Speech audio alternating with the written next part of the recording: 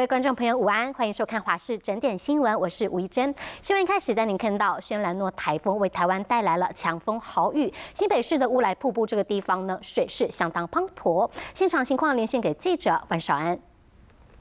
好的，主播各位观众，你可以看到记者现在所在的新北市乌来这边，我背后的这一个瀑布，其实大家非常熟悉，就是我们乌来非常知名的乌来瀑布。原本呢都是涓涓细流，但你可以看到现在变成相当气势磅礴、非常大的一片瀑布。为什么呢？其实就是因为我们这个台风所带来外围环流而带来的一个丰沛雨势，让整个瀑布的水势变得非常的充沛。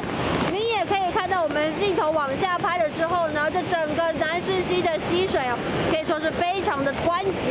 不只是南势溪。乌来老街交汇的，包括统后溪溪水的位置，其实都还算是一个高涨的一个状态。不过呢，现场的一些在地的店家，他们就说，其实对于这样子的一个溪水的一些高涨的一个情势呢，他们并没有太担心，因为呢，整一个溪水是有经过一些整治跟整理的，所以呢，对于这样子的一个大雨而影响的一个水势来涨幅的话呢，他们觉得是没有什么太大的需要关心，或者是没有什么太需要紧张的一个地方。不过我们再换一边来看到了，你可以发现到后面的一个店家，原本呢都是要搭着我们这个瀑布哦来做一个观光，后面这排店家全部都是关门的一个状态。原因很简单，就是因为今天的雨势真的太大了。而上午的时间，其实在地的厂家也跟我们说了，上午的时候为什么他们会开门，就是因为他们觉得风势没有到很强，没有很大的一个风雨，所以才会选择开门。